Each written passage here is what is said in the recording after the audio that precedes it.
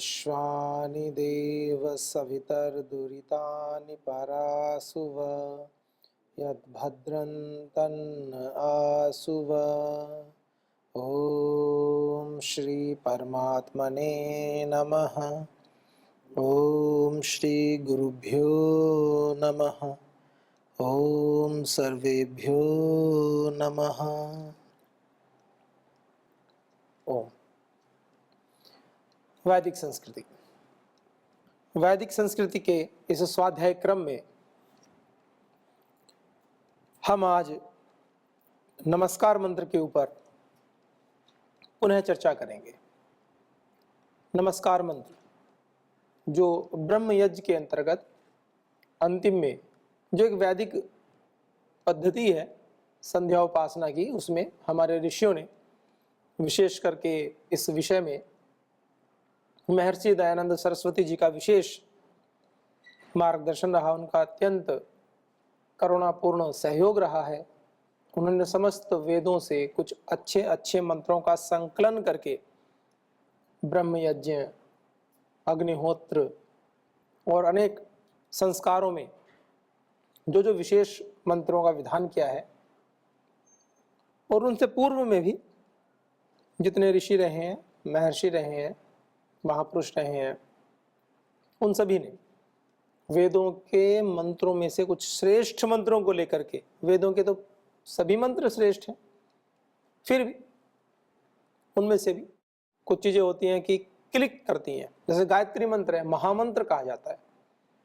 तो वेद के तो सभी मंत्र अच्छे हैं, श्रेष्ठ हैं, लेकिन फिर भी गायत्री मंत्र का विशेष प्रभाव होता है। तो ऐसे विशेष विशेष मंत्रों को लेकर के ब्रह्म यज्ञ, जिसको कि संध्या भी कहते हैं, उसकी रचना की। तो इसमें हमने देखा ओम नमः शंभवाय च मयो भवाय च, नमः शंकराय च मयस्कराय च, नमः शिवाय च शिवतराय च। शंभवाय च परमात्मा कैसे सुख स्वरूप है, कल्याण करने वाला है। मयो भवाय च उत्तम सुखों को देने वाला है। एक तो होता है सुख स्वरूप है और एक उत्तम सुखों को देने वाला है। ये दोनों बातें थोड़ी अलग अलग हैं। धन वाला और धन देने के स्वभाव वाला एकदम अलग बात है। धन वाले तो समाज में देखो कितने हैं, लखपति, करोड़पति, अरबपति, बहुत लोग हैं।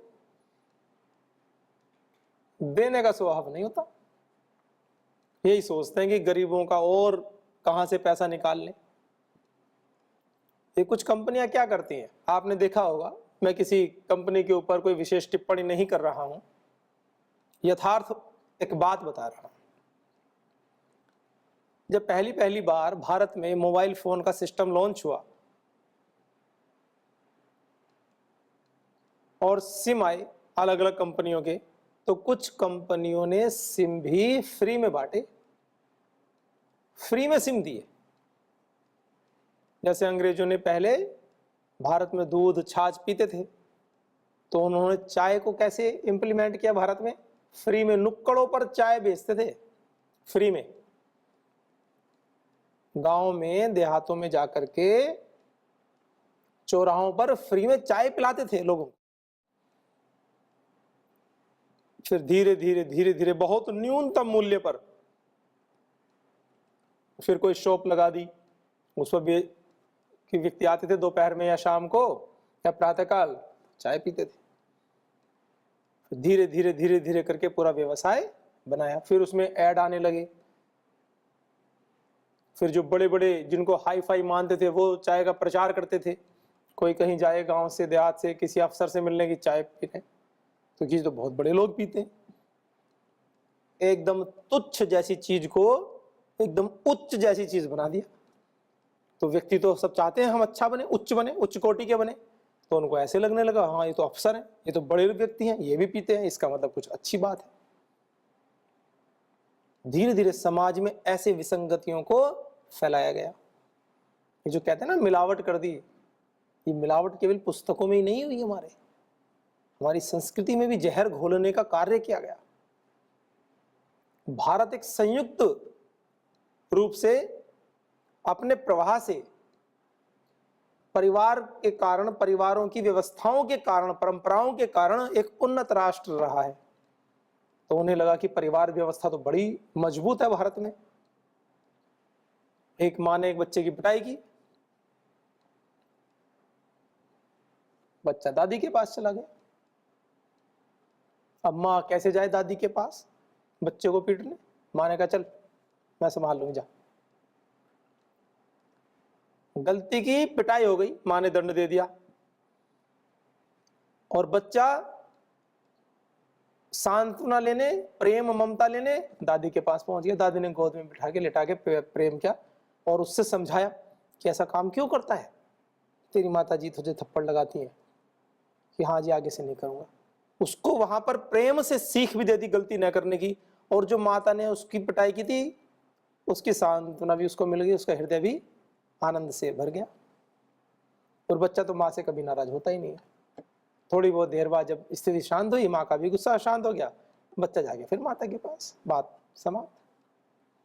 पिताजी को बड़ा क्रोध आया, लगे बच्चे को पिटाई करने, दौड़ के दादाजी के पास चला गया। अब पिताजी जाएं तो दादा ने चल हो गया, चल जा।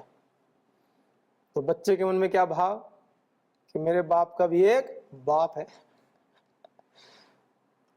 बच्चा भी जानता है दादाजी क्या करते हैं।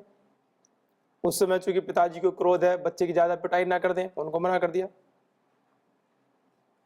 बाद में बच्चे को प्रेम से सहला करके समझाया कि ऐसी गलती क्यों करते हो, ऐसा नहीं करना चाहिए, कि पिताजी तो आपके ही प्रेम करते हैं, लेकिन आप ऐसी गलती करोगे तो पिटाई तो होगी, आगे से ऐसा मत करना। तो प्रेम प्रेम से बच्चा संकल्प लेता है कि मैं आगे से नहीं करूंगा, और मन भी उसका शांत। इस परिवार की परंपरा को नष्ट करने का काम किया न्यूक्लियर फैमिली। पूरी भारतीय परंपरा में, पूरे वेदों में, हमारे देश के अंतर्गत जितनी भी व्यवस्थाएं थी, कहीं भी संबंध विच्छेद, डाइवोर्स सिस्टम का एक शब्द भी नहीं है। कितनी बड़ी बात है। हमारे पूरे भारतवर्ष की व्यवस्थाओं में आज तक 200 करोड़ वर्ष पुरानी व्यवस्थाएं हैं। किसी शास्त्र में भी, जो वैदिक शास्त्र हैं, आर्ष ग्रंथ है, उनमें कहीं भी संबंध विच्छेद का प्रश्न ही नहीं है। कितनी बड़ी बात है। क्यों? पारिवारिक संरचना ही ऐसी होती थी कि व्यक्ति के मन में यह विचार ही नहीं आता था कि कोई विपत्ति आ जाए कि मैं संबंध विच्छेद कर लूं। सब समझाते थे परिवार में। एक बहुत ज्ञानी व्यक्ति है, वेदों के प्रकांड विद्वान,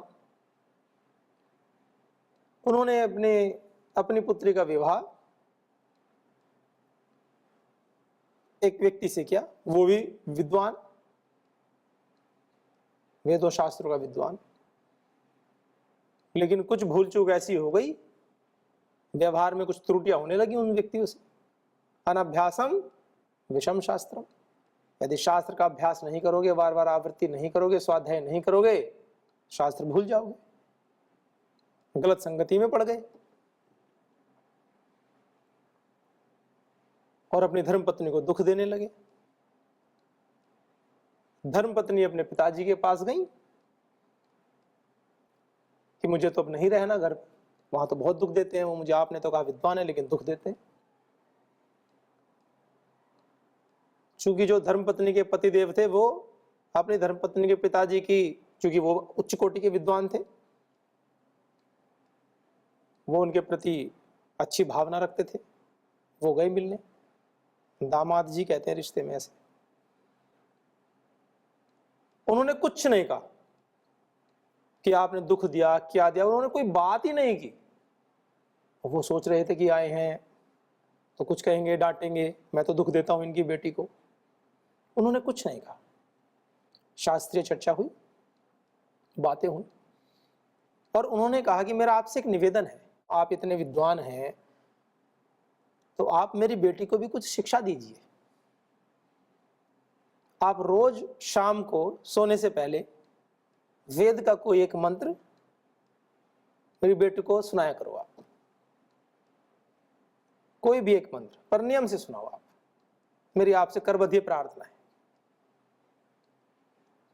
विद्वानों के तो समस्याओं को सुलझाने के तरीके विरले ही होते हैं, इसलिए तो विद्वान है।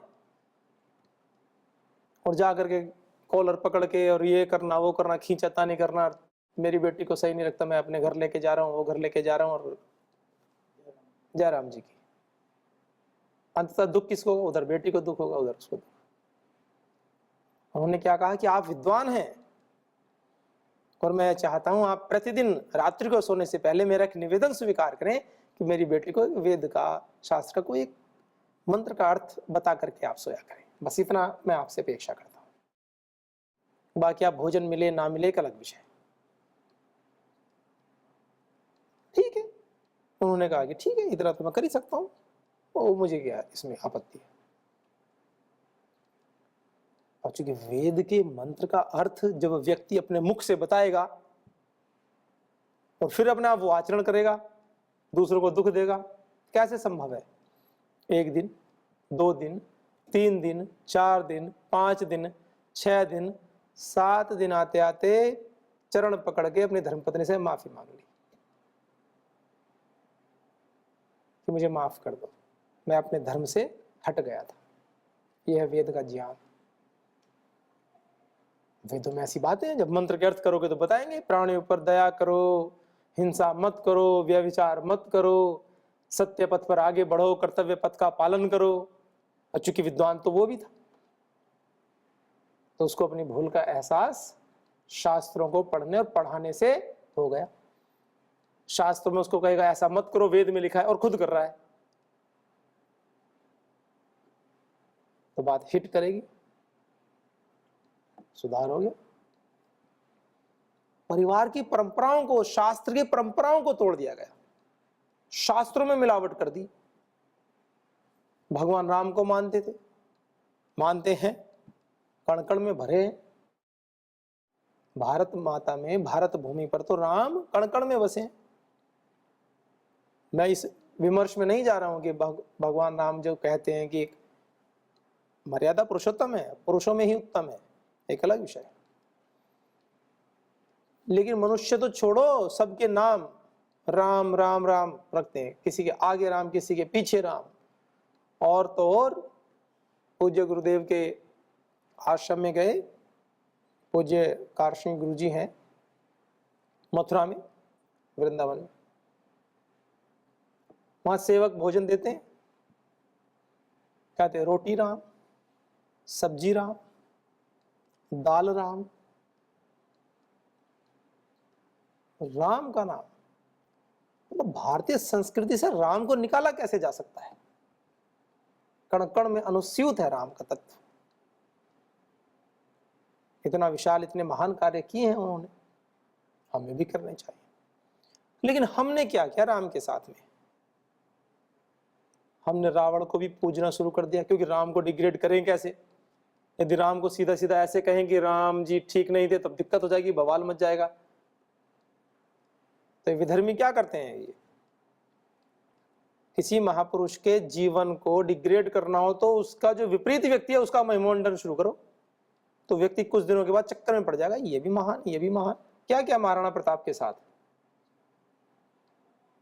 महाराणा प्रताप तो महान थे, तो यूं तो कह नहीं सकते थे कि महाराणा प्रताप महान नहीं है। कहा अकबर भी महान,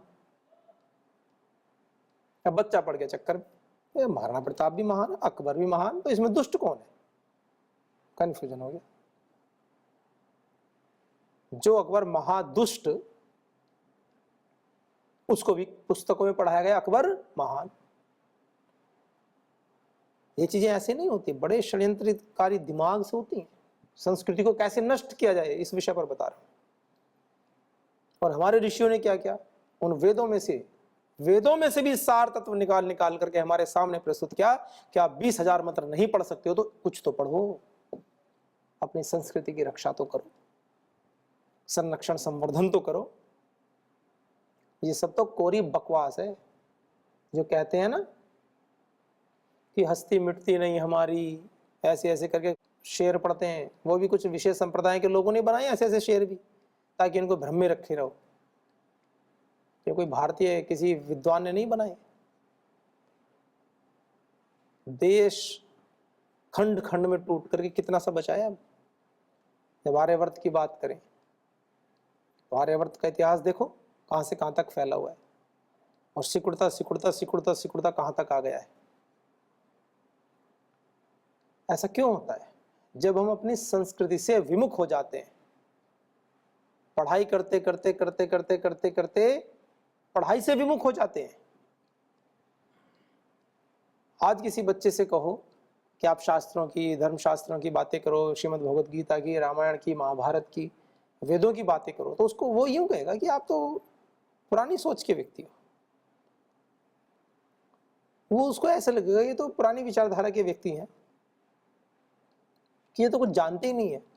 जो वेदों की बात करता है, शास्त्रों की बात करता है, अपने पुराने पूर्वजों के गौरव की बात करता है, उसको कहते हैं तो कुछ जानते नहीं है। और जो 100-150 साल का इतिहास पढ़ाते हैं वो कुछ का कुछ पढ़ा देते हैं। हमारे पूर्वज भगवान राम, कृष्ण, गौतम, महावीर, जैमिनी, महर्षि पतंजलि, पाणिनि, ऐसे हमारे महापुरुष, ऐसे हमारे पूर्वज। और एक डार्विन ने आगे एक सिद्धांत प्रतिपादित कर दिया कि ये तो बंदर से बने मनुष्य।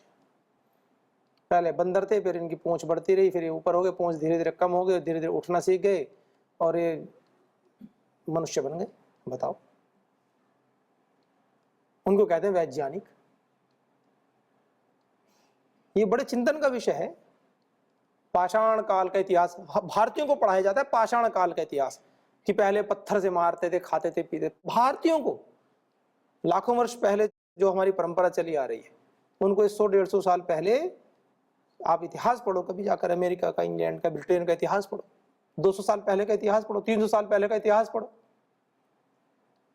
खाक विज्ञान का एक, कहते हैं ना, जिस चुल्लू भर पानी, ज्ञान की एक बूंद भी नहीं मिलेगी वहां पे। या उनके धर्मशास्त्र, जिनको तथा कथित धर्मशास्त्र कहते हैं, उसमें देखो ज्ञान कहाँ है, नाम नहीं है किसी ज्ञान का। लेकिन फिर भी हमारे शास्त्रों को नीचा दिखाने का काम। ये बात कोई हमारी और आपकी नहीं है, बात यथार्थ बोध की है। महर्षि दयानंद सरस्वती जी ने क्या किया? फिर उन्होंने देखा कि हो क्या रहा है भारत देश में,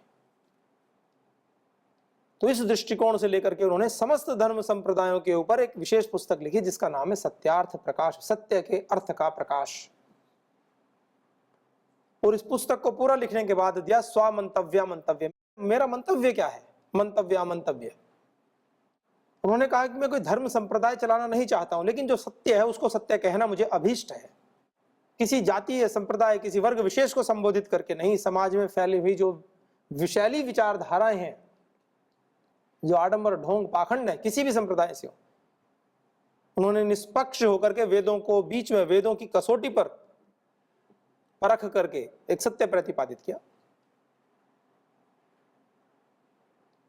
तो व्यक्तियों को उस पुस्तक से चिढ़ हो गई कि ये तो इसके विरोधी, वो इसके विरोधी। ऋषि किसी के विरोधी नहीं होते। ऋषि तो सबके, जो भी ऋषि होते हैं वो सभी के सच्चे सखा होते हैं, सभी को सत्य मार्ग पर आगे बढ़ाने वाले होते हैं। ये वैदिक संध्या क्या है? ब्रह्मयज्ञ क्या है? ये ऋषियों का वरदान है हमारे लिए। 20,000 मंत्रों को कौन पढ़े? पढ़ता पढ़ता व्यक्ति सोचा अरे कैसे पढ़े, समय नहीं है। नहीं है समय तो सामान्य रूप से कुछ तो पढ़ लो। तो अंत में दिया नमस्कार मंत्र। तो बात थी शंभवाय जय। भगवान कैसे हैं? सुख स्वरूप हैं और मयो भवाय जय, सुख के देने वाले भी हैं। सुखी होना और सुख देने वाले बनना, ये जीवन में दोनों बिल्कुल नितांत भिन्न बातें हैं। जेब में पैसा भरा पड़ा है लेकिन सामने वाले की आवश्यकता होने पर भी नहीं निकलता है। और एक व्यक्ति ऐसा होता है जो नहीं भी है तो दूसरे से लेकर के भी दे देंगे कि भाई आप मेरे पास नहीं है, आप इनकी मदद कर दो, मैं घर जा करके दे दूंगा। एक ये भी होता है करुणापूर्ण हृदय। गुरुकुल महाविद्यालय ज्वालापुर, जो पूज्य स्वामी दर्शनानंद जी के तप का परिणाम है। परम श्रद्धेय श्री स्वामी जी महाराज और परम श्रद्धेय आचार्य श्री जी ने विगत कुछ समय से वहां पर सभी व्यक्तियों ने निवेदन किया कि पूज्य स्वामी जी आप इसका उद्धार करो, इसकी प्रतिष्ठा जो कुछ समय के लिए थोड़ी मंद हो गई है इसको और उज्जवल कीजिए। तो उसे हर्ष स्वीकार करते हुए परम श्रद्धेय श्री स्वामी जी महाराज ने उस कार्य को आगे बढ़ा रहे हैं। तो वहां पर जो समिति में वरिष्ठ व्यक्ति हैं, बुजुर्ग हैं, जो परम श्रद्धेय श्री स्वामी जी महाराज को जानते हैं पहले से, उन्होंने एक प्रसंग बताया। कुछ व्यक्तियों ने ऐसे कहा कि नहीं, ये तो बहुत संपत्ति है, ऐसे इसलिए ली है, इसलिए ली है। कुछ 2-4 व्यक्ति ऐसे बोलते हैं नादानी में, भोलेपन में कहो। तो उन्हीं में से एक व्यक्ति ने कहा कि आपको कुछ भी नहीं पता परम पूज्य स्वामी जी के बारे में, उनका हृदय कैसा है। वो तो केवल और केवल इस पुरातन संस्था का गौरव बढ़ाने के लिए उन्होंने हाँ कहा है। इस संस्था को चलाने का दायित्व स्वयं अपने कंधों पर लिया है।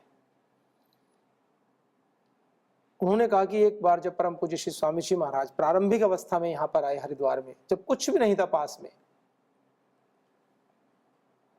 धन के आय के कोई साधन नहीं थे विशेष,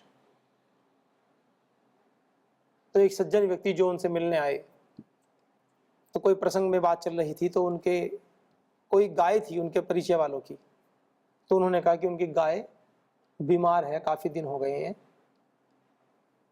एक बार देखने चलते हैं। तो परम श्रद्धेय गुरुदेव ने कहा चलो मैं भी साथ चलता हूं।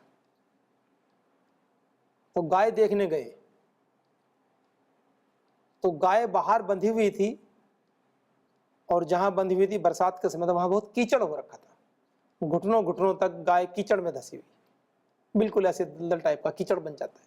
ऐसे बाहर बांध देते हैं ना लोग, कहीं ज्यादा ध्यान नहीं रखते पशु को ऐसे। तो कह रहे हैं कि स्वामी जी की आंखें नम हो गई। उन्होंने कहा महाशय जी, अभी तो वर्तमान में मेरे पास पैसे नहीं है, लेकिन आप इस गाय के नीचे आज ही पक्का करा दीजिए, खड़ंजा कुछ बिछवा दीजिए ऐसे, ताकि इस गाय की ऐसी स्थिति ना हो, और मैं आपको विश्वास दिलाता हूं इसका खर्च मैं आपको दूंगा। उस व्यक्ति ने बात बताई। मतलब संत का हृदय द्रवित होता है। वो ऐसा भी सोच सकते थे कि भाई अब मेरे पास ही पैसा नहीं है, मुझे खुद ही मांगना पड़ेगा, मैं कहां से कहूं। तो देने का जो भाव है ना, देने का भाव कभी इस बात पर निर्भर नहीं करता कि आपके पास कितनी संपदा है। देने का भाव एक अलग होता है, क्या दें।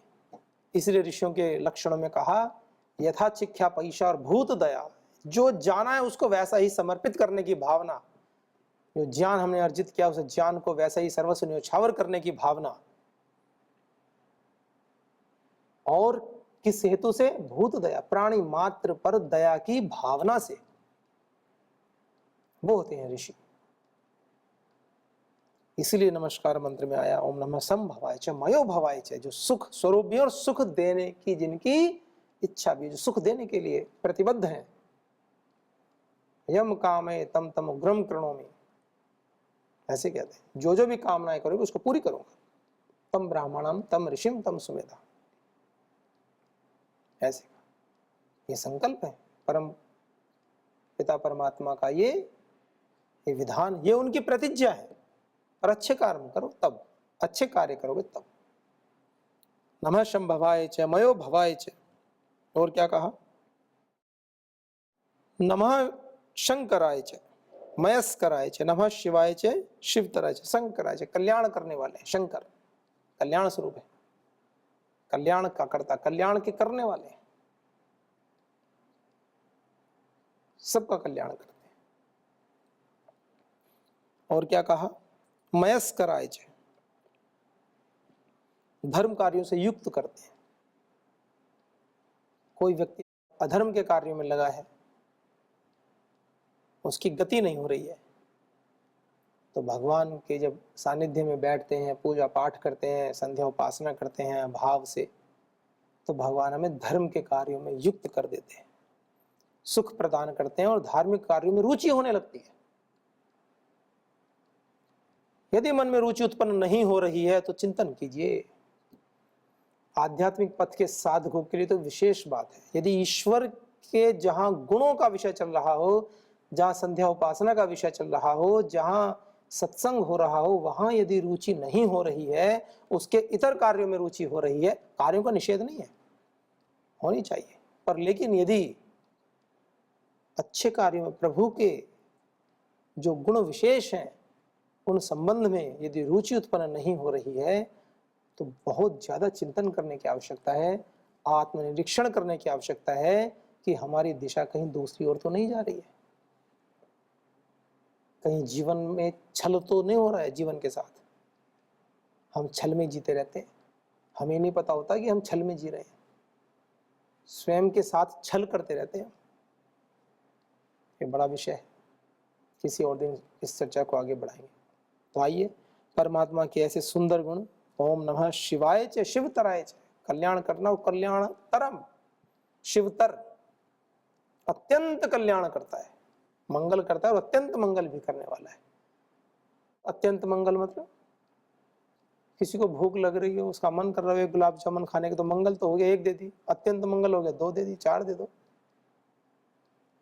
एक तो सामान्य लोक में समझाने के लिए कहा। अत्यंत मंगल करने का अर्थ है कि आपके पुण्य कर्मों के आधार पर तो फल देते हैं, लेकिन परमात्मा अपनी कृपा भी करते हैं। जैसे कोई बच्चा बहुत मेहनत करता है और ये नियम है कि ये मेहनत करेगा तो इसको 1 लड्डू मिलेगा, तो माँ देखती है कि बच्चे ने बहुत मेहनत की है, तो उसके लिए फिर वो नियम नहीं रहता, वो बच्चे को 2 लड्डू भी दे सकती है, 3 भी दे सकती है। ऐसे परमात्मा अत्यंत कृपा करते हैं। तो इतने सुंदर सुंदर मंत्रों के साथ हम आज इस ज्ञान यज्ञ को यहाँ विराम देंगे। तो ऐसे परमपिता परमात्मा को हमारा बार बार नमस्कार है। ओम शांति शांति शांति। ओम श्री परमात्मने नमः। ओम श्री गुरुभ्यो नमः। ओम सर्वेभ्यो नमः।